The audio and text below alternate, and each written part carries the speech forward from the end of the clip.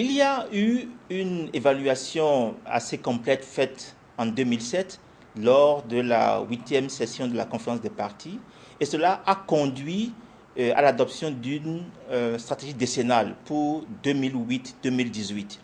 Et précisément, à Windhoek, l'évaluation à mi-parcours de cette stratégie sera tablée, sera discutée. Cette stratégie insiste sur 4 objectifs clairs. D'abord, qu'il faut mobiliser des partenariats efficaces entre tous les acteurs pour faire 3 choses. La première, améliorer les conditions des populations affectées, touchées par la désertification et les sécheresses. Deuxièmement, améliorer les conditions des écosystèmes touchés par les processus de dégradation et les sécheresses et ainsi faisant générer des bénéfices globaux ou mondiaux, qui est le 3e objectif. Et sur ces différents points, il y a eu du progrès qui a été fait.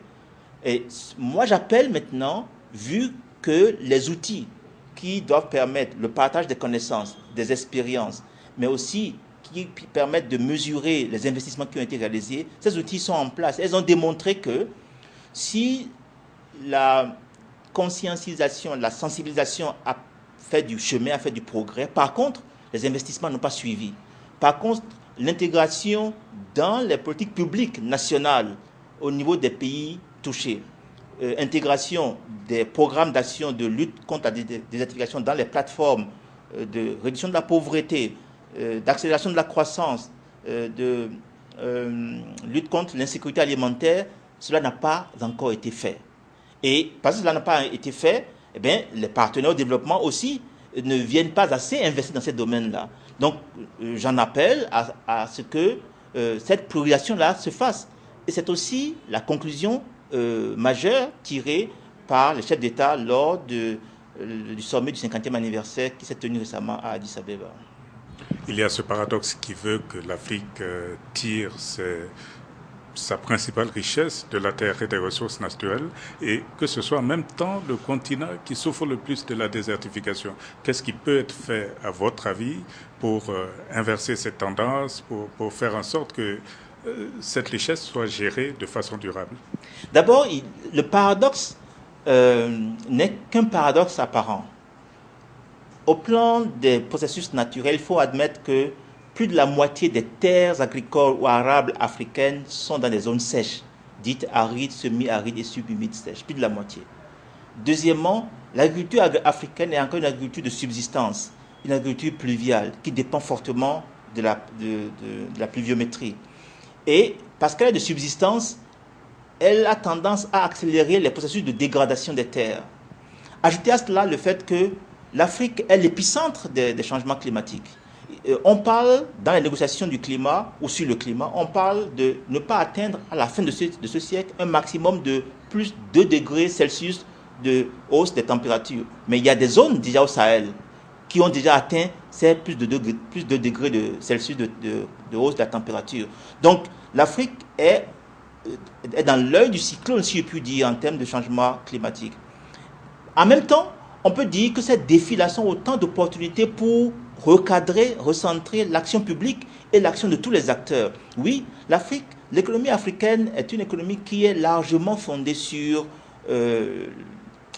ou basée sur l'agriculture et sur la gestion de la terre.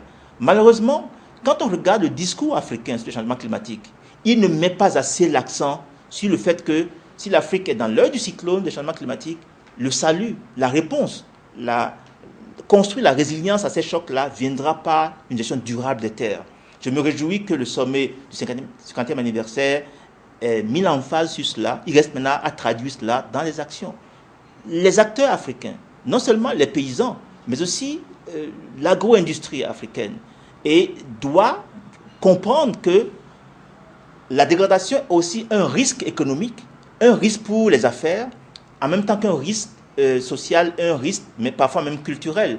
Cette compréhension-là amènera une meilleure intégration de cette problématique dans les politiques publiques et dans les partenariats pour le développement. L'Afrique veut parler d'une seule voix à cette conférence. Est-ce qu'il y aurait un message particulier de l'Afrique pour le reste du monde? Peut-être que c'est à l'Africain que je suis que vous posez cette question. Sinon, dans mon rôle institutionnel, je ne peux pas définir le message africain. Mais j'espère que l'Afrique, qui a été à l'initiative en 1992 au sommet de la Terre à Rio pour qu'il y ait une convention internationale de coopération, de partenariat pour la gestion durable des terres qui a été appelée Convention des Nations Unies sur la lutte contre la désertification et la gestion des sécheresses, en particulier dans les pays comme l'Afrique. L'Afrique va garder l'initiative pour continuer précisément à porter les dynamiques ascendantes. Je suis heureux de dire qu'au niveau des populations, nous sommes ici au Burkina Faso, le Burkina a donné au monde le zaï.